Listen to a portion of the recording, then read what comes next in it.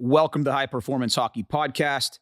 Today we're joined by President of the IYCA and owner of Impact Sports Performance, Jim Kielbaso. Jim is the president and CEO of the International Youth Conditioning Association and owner of Impact Sports Performance in Novi, Michigan, where he oversees one of the most successful sports performance training centers in the country. He's the head strength and conditioning coach at the University of Detroit Mercy from 1996 to 2002, where he was also an adjunct faculty member teaching courses in sports medicine. Jim holds a BS in exercise science from Michigan State University and a master's degree in kinesiology at the University of Michigan.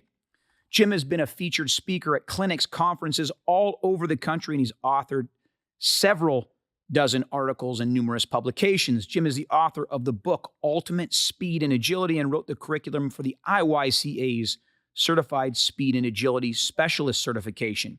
He's produced several training-related products for coaches, including instructional videos on agility training, sprint mechanics, combine prep, and complete guide to training high school football players called Complete Football Training. During his career, Jim has trained thousands of athletes, including professionals in the NFL, NBA, NHL, Major League Baseball, Olympians, youth high school, college athletes, and every sport in between. He's been hired as a consultant for several college programs, including the University of Kentucky's men's basketball team, the University of Michigan's football program, and he's also worked with graduating seniors at the NFL Combine. Really unbelievable episode. In it, we speak about an article Jim wrote called Rethinking Long-Term Athletic Development. We talk about his take on LTAD, some of the problems that he sees with it, his experience as a coach in the pragmatic and applied setting in taking this model and bringing it to life. And he talks about his potential solutions, which aren't easy. There is no easy answer. I think it's an interesting conversation because, like Jim, I'm passionately curious, and there is no perfect model. All models are wrong. Some are more useful than others. So I look forward to having a part 2 with Jim, and hopefully we can invite some more guests and talk more about long-term athletic development. It's a fantastic episode. Enjoy the podcast.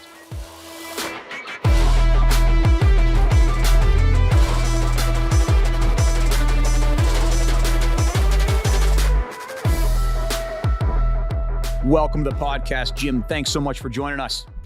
I'm pretty excited about this, Anthony. We've been wanting to do something, at least I have, for a long time. So this is exciting to me. The feeling is mutual. We talked before on air, and we've got some mutual friends as well, some old hockey teammates of mine. Another mutual friend, Fergus Connolly, has spoken so very highly of you. And I'm super, super excited to speak with you also about a very interesting topic for me, is certainly a passion point, something you're passionate about. And it stems from an article that you wrote that we really want to dig into a little bit more today, called Rethinking Long-Term Athletic Development. First question right off the get-go, give me a little idea, meat and potatoes of the article, and why did you write it? So the meat and the potatoes of the article is kind of taking a lot of the models and history of like where long-term athletic development, the model came from, or the thought process, then kind of what it melded into. And then I was watching it in multiple sports be implemented or not implemented, if you will.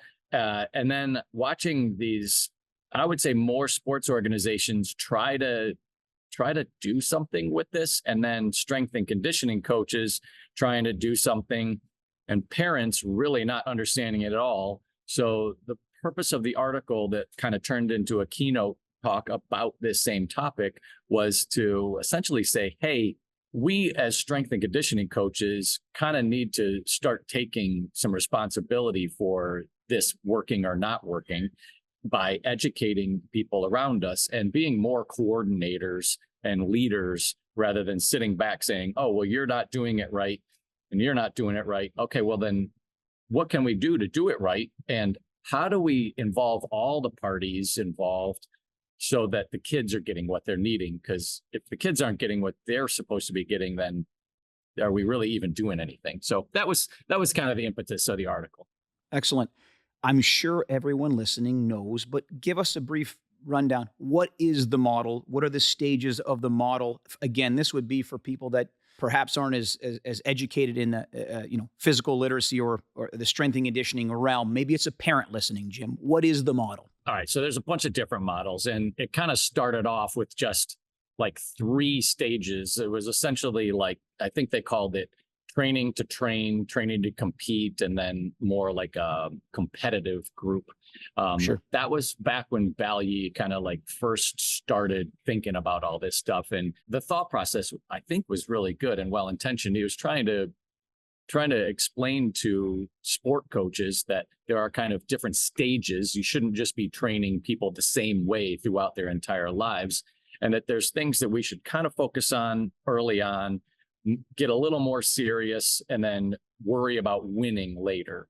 Because Sure. the focus on winning and quick early development has been shown by lots of different research that's now come out. Like a lot of long studies have shown there's a lot of detrimental effects from early sports specialization, whether that's burnout, inconsistent performances, early peaking, injuries, all that kind of stuff.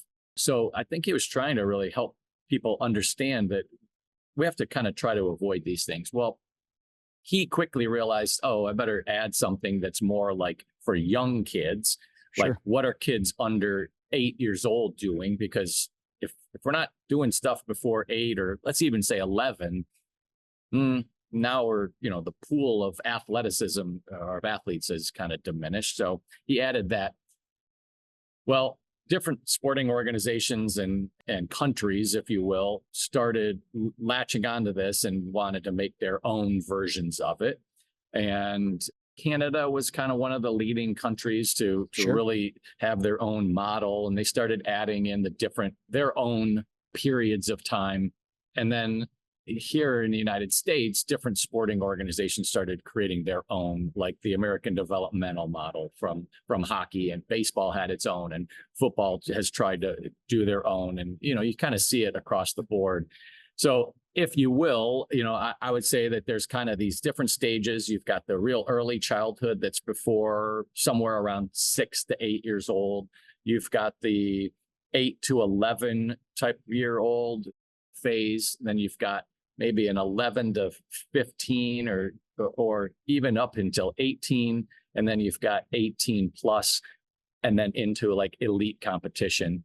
And those are kind of the stages where I think it really started with academics trying to like have like a model, if you will, for something that they weren't really doing, but they were trying to pick things from all over the place and let's establish some sort of a framework for it. But it's really gotten bastardized, I think, by a lot of people. And you've got, like I said before, you've got the strength coaches over here understanding the movement that needs to take place, like fundamental motor skills early on, and balance and coordination. And when do you add speed and agility and strength training and power and volume? How do you manipulate all those things? Then you've got the sport coaches on the other side who are looking at it all from like balancing practices versus competitions. And like you see, I'm sure in hockey, it's not consistent. It's not really being done very well. And I think kind of for me, what people are having trouble balancing is fun and repetition. And to me, that's the bottom line. Yeah, it's interesting because you and I spoke off air. I'm a huge proponent of obviously playing multiple sports at an early age, non-specialization, having fun, and something that we're going to get to later in our conversation in terms and measures of this idea of block versus random practice, specifically at younger ages, because I would argue that block practice is very important for acquiring motor skills, maybe retaining motor skills in the gameplay, but acquiring them, in my opinion, is critically important for young kids as well. I think it's also interesting, and I don't want to be a monologue here, but doing some due diligence and getting ready for our conversation, I've written before about LTD. I'm a fan of LTD in theory and on the idea of it.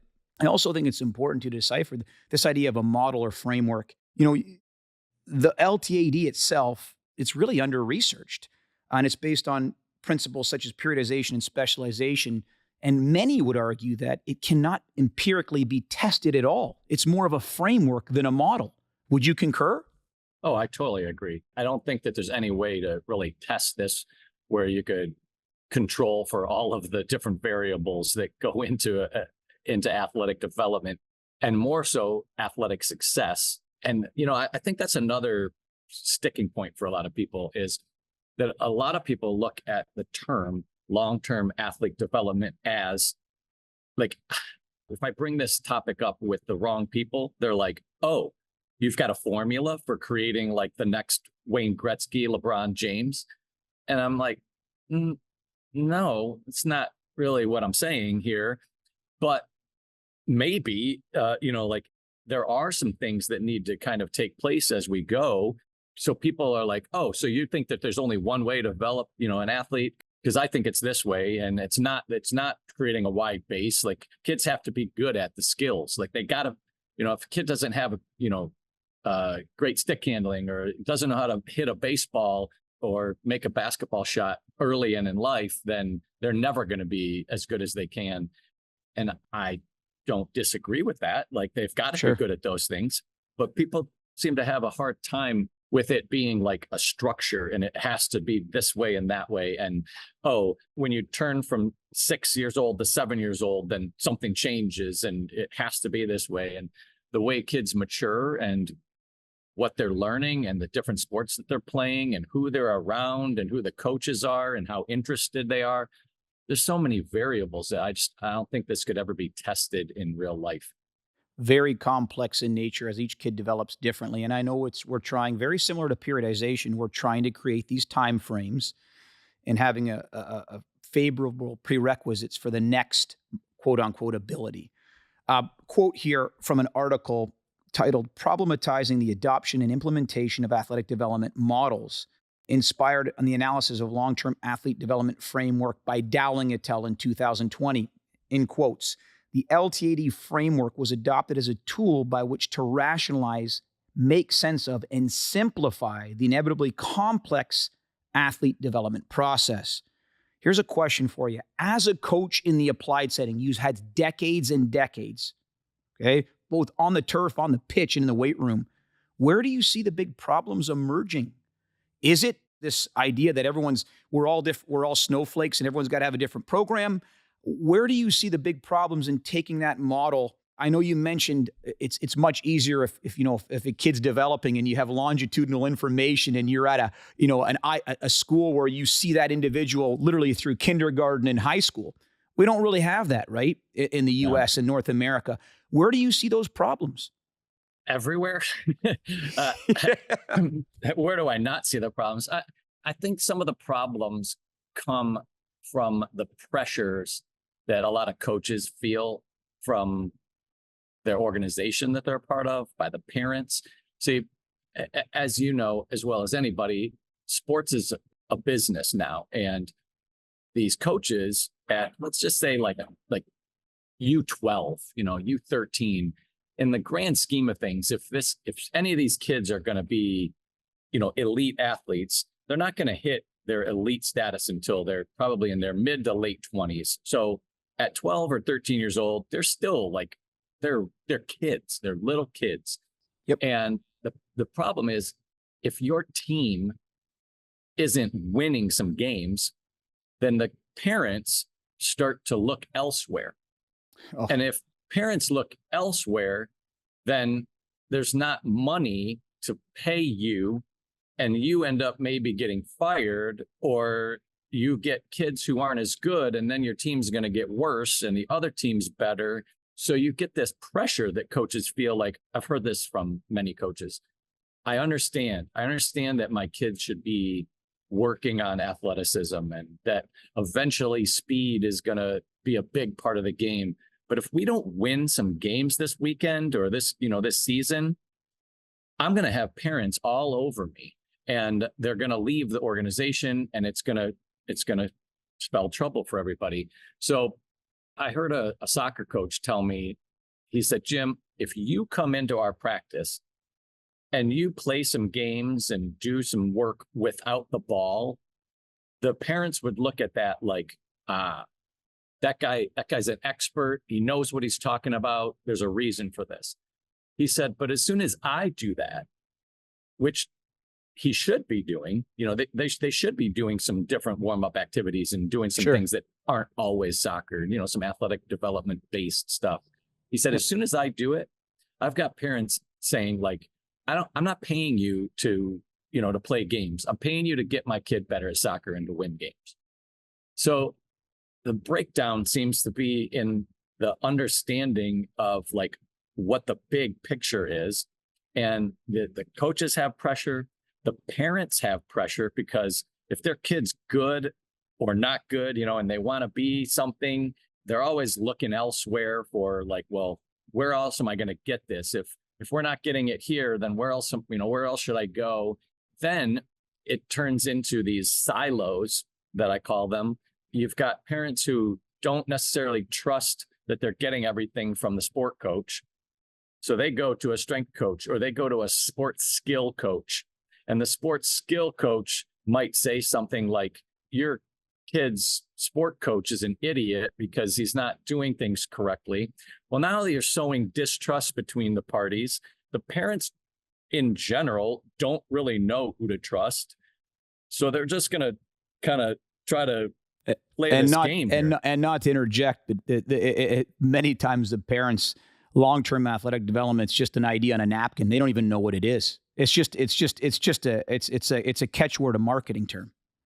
Totally. And I mean, let's be honest, like most parents, they want their kid to win right now, because if their kid wins now, they know that the car ride home is going to be a lot more fun and dinner is going to be a lot more fun because they don't have to listen to their kid and, talk about how my team sucks and this, and there's these bad feelings. So yeah, you have to balance winning too, because sports aren't inherently fun if you're not good at them. Like you have to win enough that you feel like it's interesting.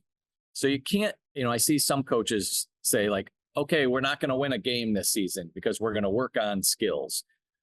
Well, that's kind of missing the point too, because the point of, say, hockey is there's a net and the puck has to go over this line.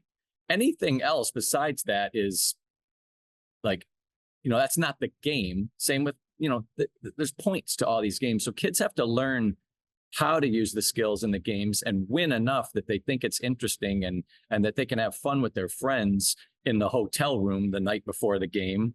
Sure. So there's all these things that go on. And I think that it's really hard for coaches to sit down with parents and explain the whole thing. Because, I mean, what are they going to do? Listen to this whole podcast? Like to really get a good understanding. And it's unfortunate for kids because I think by the time kids are 14, it's something like 70% of kids have dropped out of sports. I'll give you a little, I'm pulling this up here as we speak. This is from Project Play, and this involves the game of hockey. This is government information put on it. I know it's a hockey podcast, so I'm looking at the sport of hockey, specifically ages 6 through 12. The big gold standard here is retention, right? So ages 6 through 12, 2009, 1.2%. 2020 dropped down to 1%.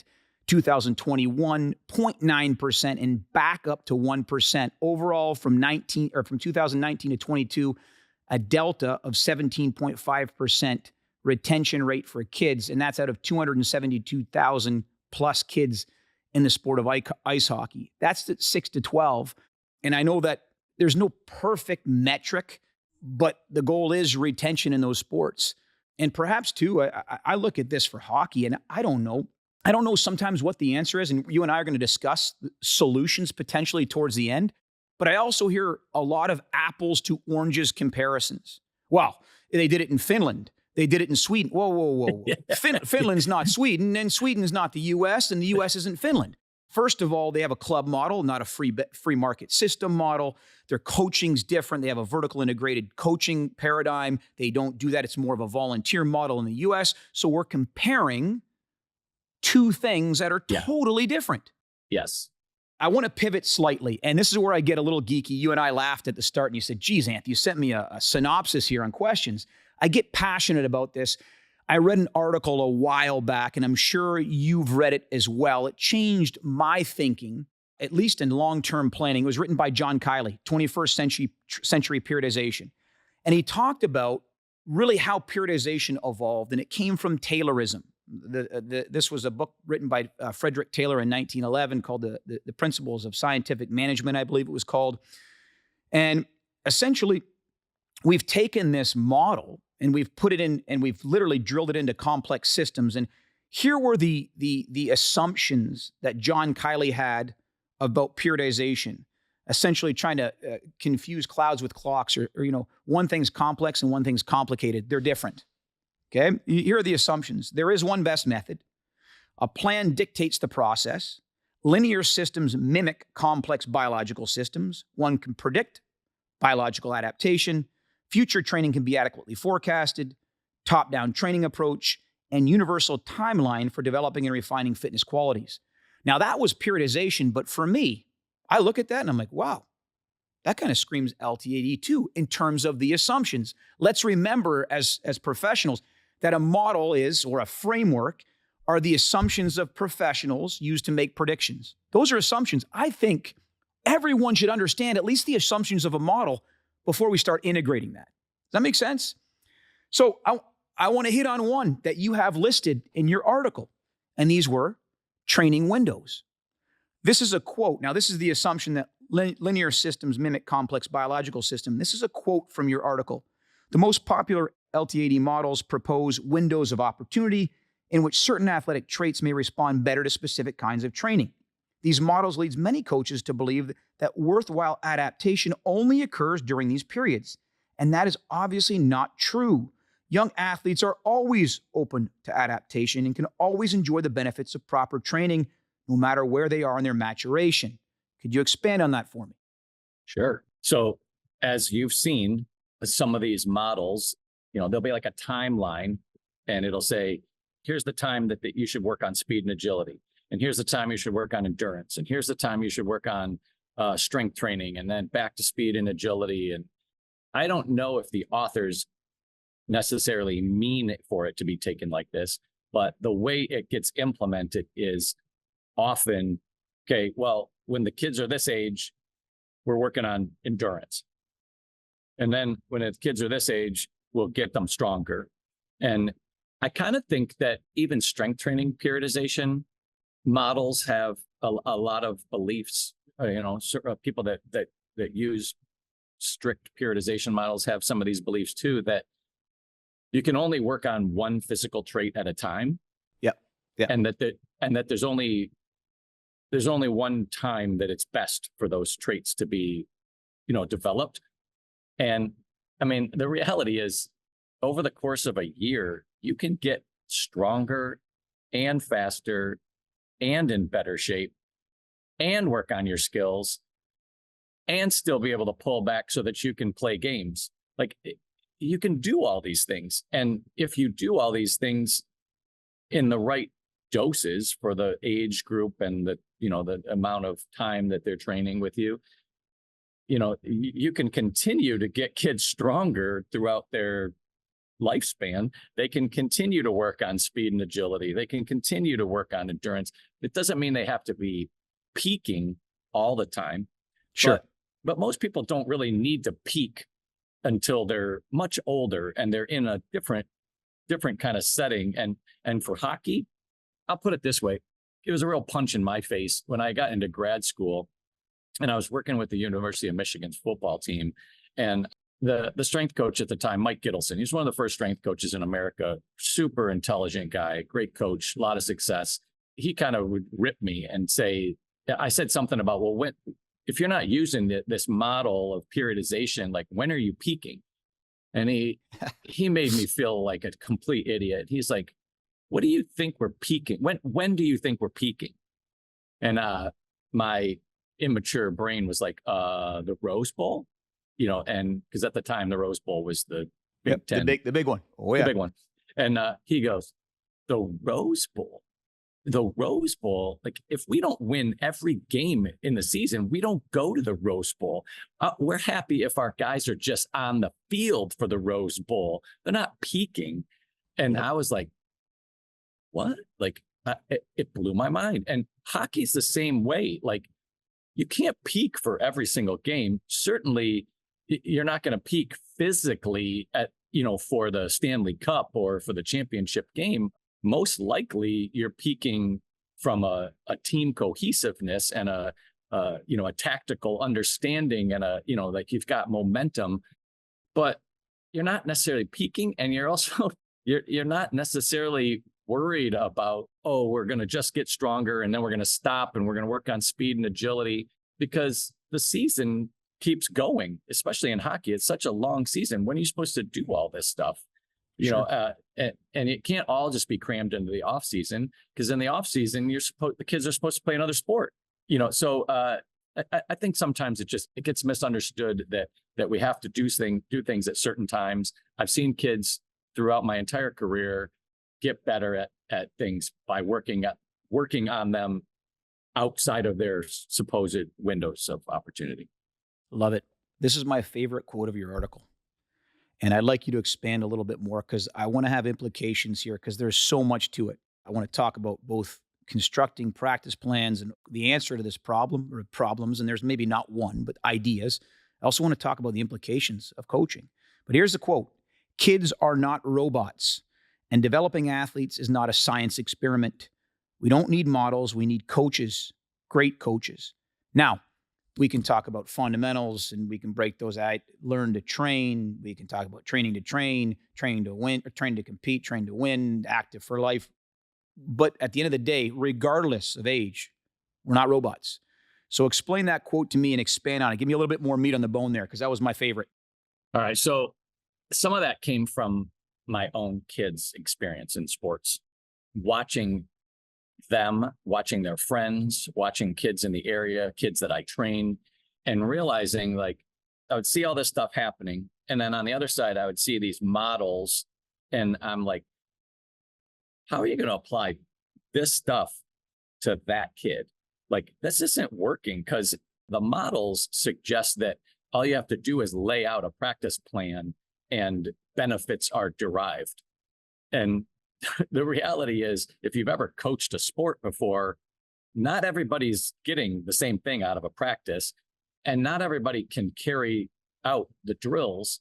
Sometimes you have to take a step back and help the kids through a skill or whatever the plan might be. And then there's also the kids who they develop late. So what do you do with the kid who's, you're 14 years old, and some of the kids on the team are 6'2", and your kid, doesn't even have hair under his armpits yet and weighs 100 pounds. Yep. And what I always hear from the parents is he's got really good skills, but he's just getting knocked around. Well, yeah. So what are you supposed to do now? Like, this isn't in the model. Like, everybody else hit their peak height velocity already. So do I just keep going with what all the other kids are doing, or do I have to wait? And how am I supposed to wait when my kid's getting his butt kicked every day on the ice, and now his confidence is starting to go down? And I see it particularly in sports that have 2 years on one team. And hockey used to be like that a lot more, I think, but lacrosse still uses that model. And when you have a kid who's 10 years old on a team with a bunch of kids who are older, there's a big physical difference, and there's also a big social difference. And those younger kids, or I'll say smaller kids sometimes in the same context, often get maybe not bullied like traditional bullying, but I mean, they might not be getting the puck. They might not be getting the ball. They might be getting knocked around. Their confidence goes down. People might talk bad about them. Like, it changes everything. The coach might not address them the same way. So instead of the robot, method of just, well, we have to just implement this practice plan and everything will get better. Sometimes the coaches have to be able to pull the kids aside and have different conversations with them, maybe give them different things to do on the side, or talk to the parents about how this kid should be looking at things, or, hey, I'm not going to put your kid in the game at this situation, and here's why.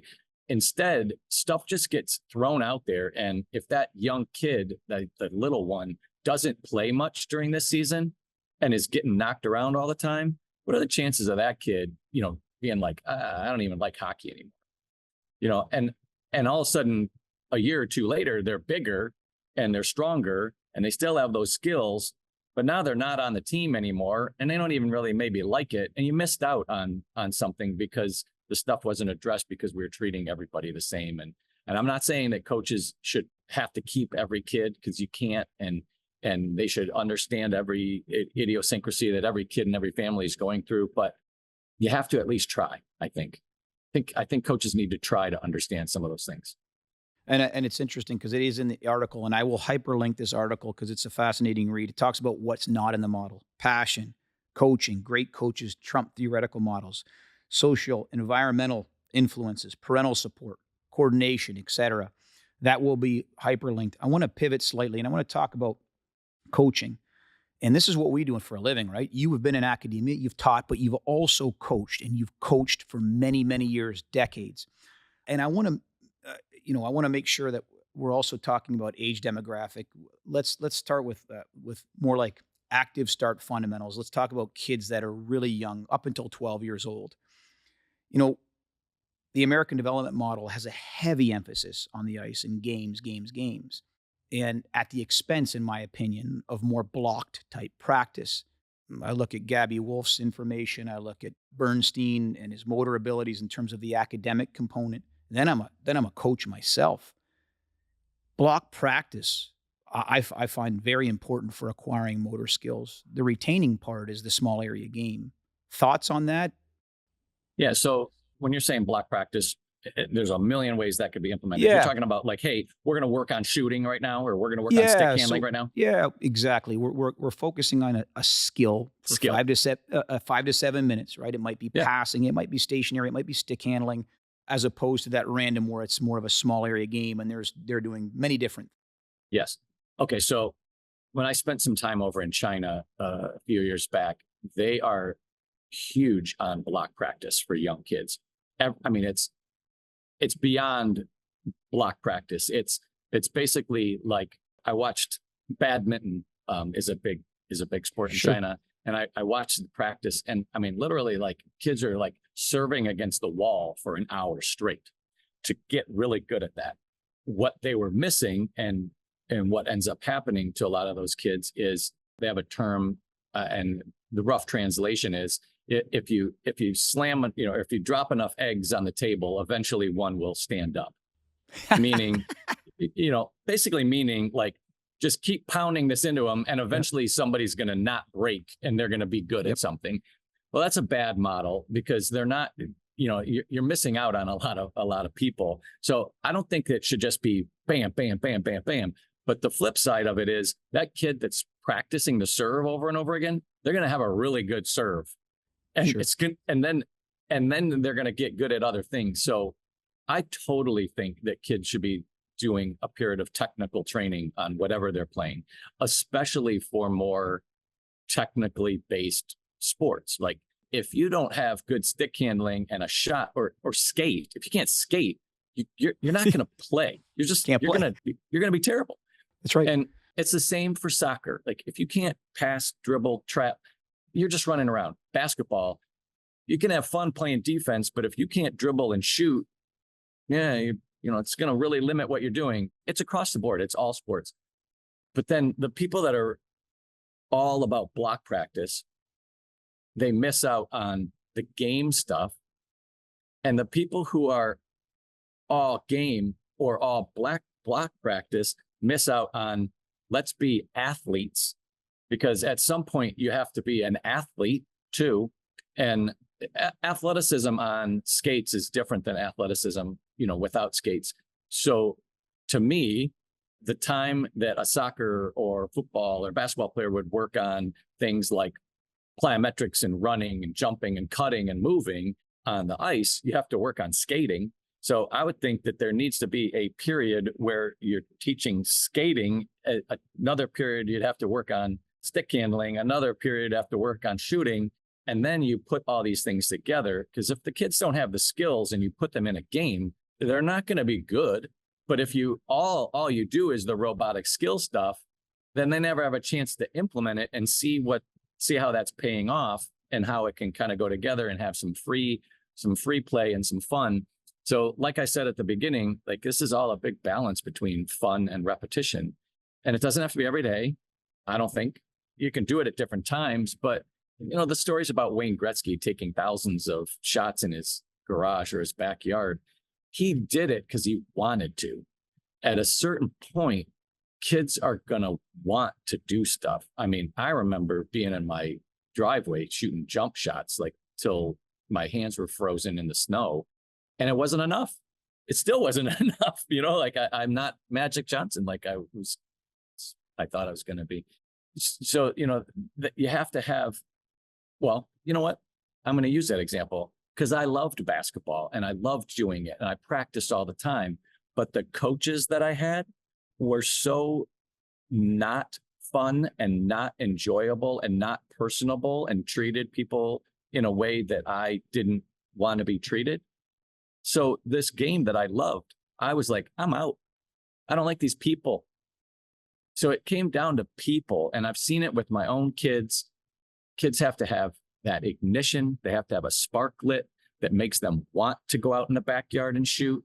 And then they have to enjoy the coaches that they're around. They have to enjoy the kids on the team so that they want to keep going. Because if you're the best kid on the team for your entire career, it's hard to keep, trying to be better and better. You have to be around competition and somewhat like-minded people. And that doesn't always happen. So I was talking about the right coaches and the right geography. If you are an elite lacrosse player, but you're in Northern Michigan, you're probably not going to continue to excel because there's just not enough competition around. And same with hockey. If you're in a hotbed city like Detroit, there's going to be good coaches. There's going to be good teams. There's going to be good off-ice training. You're going to have all these things at your disposal versus if you're in a small town that doesn't have any of those things.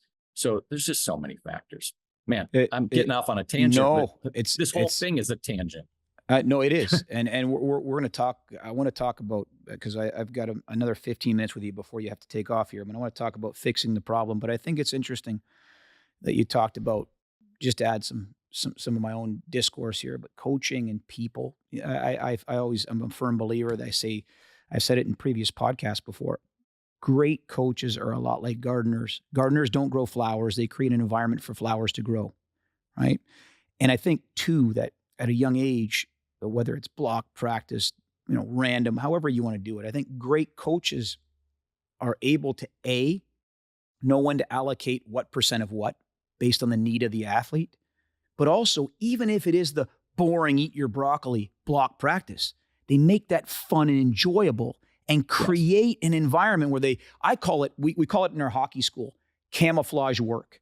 I'll never forget when I was a young kid, Wally Black was his name. I grew up in London, Ontario. We did power skating every Sunday. I literally cried going. This guy was a drill sergeant. But we've run a hockey school for 25 years. Every single young kid power skates first 10, 15 minutes.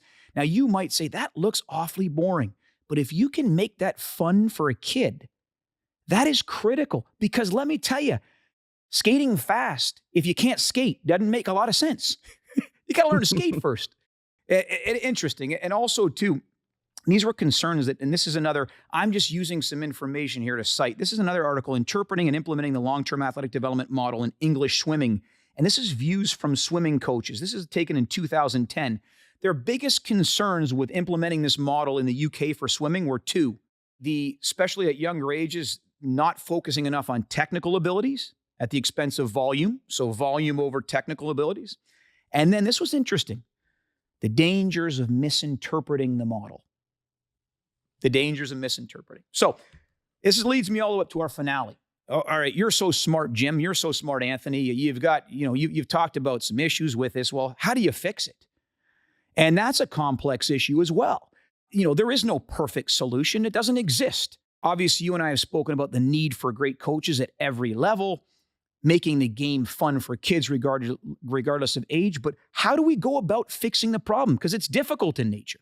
I don't have a perfect answer. I mean, and people are going to be like, oh, well, you're sitting here telling us all the problems, but you don't have an answer. Well, the answer is going to be in education, and the answer is going to be in coaches taking the time to learn about coaching people, not just coaching a sport. And I can't do that. I'm not going to be that person that's going to be able to coach every coach. People are going to have to find coaches who are not set in one way of doing things, that are going to take things from all over the place, that are going to interact with kids in a way that's going to be inspirational, but yet hard and fun at the same time, and motivate them and teach them what they're doing right or wrong. A lot of information based coaching, not just, here's the drill. It needs to be like, here's why we're doing it. Here's how you do it. And then let's have some fun too. Let's turn it into a competition, and let's make it, interesting. And then educating parents. I guess in some ways what we're doing right now, Anthony, is it's helping a little bit, because there might be a parent or a hockey coach that's listening to this that's like, oh, maybe I should think about how the conversations that are happening at the dinner table or in the van after my practices, and what did I do to get that kid to want to come back next time, or to think about things so that next time he's here, it's better? And what are they going to say to the parents that are going to make the parents, understand that we are working on things and we're getting better? And maybe I'm going to have to call the parent sometime to explain why their child is not doing what they're supposed to be doing, or not developing. And here's my plan for your child, not just, don't talk to me, I'm the coach, I got this. Don't question anything. It's not about questioning you. It's about, is the kid getting what they're supposed to be getting, and how can the parents work within that structure? And let's not get mad at people for trying other things. Sure. It's interesting, not to interrupt you, but this is interesting. I always ask, so I've had the opportunity to interview 3 or 4 National Hockey League coaches, like the top of the pyramid in terms of the food chain, in terms of coaching, and they all have kids. And I ask them the same, like, what are your thoughts on long-term athletic development? And they come back to this. Well, back in our day, you took the entire summer off. You had time to be either a farmer, you had time to play multiple, and then now it seems like you just play year round. He said, there's got to be a happy middle somewhere. Mm-hmm. Like, there's got to be a happy middle somewhere. Also, too, I asked them, when their kids were young, did you keep them off the ice? Because it's interesting, right? I always say, follow. It's different thing to see actions as opposed to just, and they always said, if my son or daughter, if that was a driver, they wanted to get on the ice, then they're going to go. I'm not going to force them. So you do see people. There's just, I guess what I'm saying, and I apologize for interrupting you, is there's different ways to cross the finish line. It's not always, follow X and then Y will be the result. Yeah. And in hockey, it's also, we can't forget that there's a separate business that has to make money here that is really driving a lot of this stuff. And that's the ice rink management business. And they have to sell ice time. And it's a lot easier for them to dictate to the clubs, you're going to be playing your season, and then you're going to have a spring season, and then we're going to have camps. So you're going to be on the ice all the time. And if you don't do that, then we're going to bring somebody else in that's going to do that, because they have to sell ice. And they don't have the house teams that they used to have. Like, house teams are, almost non-existent now. The learn to skate programs it's changed a lot. Sure. And some of that's because, like, the rinks are getting hit from all sides. They all have to make money. So Sure. It's hard to push back, because the rinks want you to buy the time. And a lot of parents, if you're not doing stuff in the off season, they're like, oh, this guy's not taking it seriously enough. So I think there has to be more communication from the coaches or the organization to the parents, so that they understand what's going on. And I think it would be really awesome if there could be some sort of an organization that had kids play other sports around their main sports schedule that weren't serious. So it would be really cool to play basketball once a week on a rec basketball team with your hockey buddies. Or in the off season, we're going to do a 4-week soccer thing, and it's going to be with the hockey team. And maybe once a week we're going to be on the ice, and the other times we're going to play soccer or we're going to do something different, so that they get that crossover without feeling like, oh, well, I have to sign up for the travel hockey or travel soccer and travel basketball. And how am I supposed to do all this? It doesn't have to be that way. You don't have to be good at every sport, Yes. Especially at an early age. But people really push back on that. If they're like, oh, if it's not going to be serious, then what's the point? Well, we see the point. We see the point in the research, and I really think I do think that would be helpful. But I'm not going to ask a hockey coach who's dedicated all this time to now you got to put together a 3 or 4 week baseball session. Like, they don't want to do that. Like, they're already volunteering like all their time. Sure. Like, there's no easy answers. There's really not an easy answer. Yeah. If you're a part of a governing body, whether it's hockey, baseball, football, is it just, do we stay with the model because it's easy to follow, but do we better explain the interpretations that others may have and be more flexible and less rigid with that model, more reflexive and adaptable?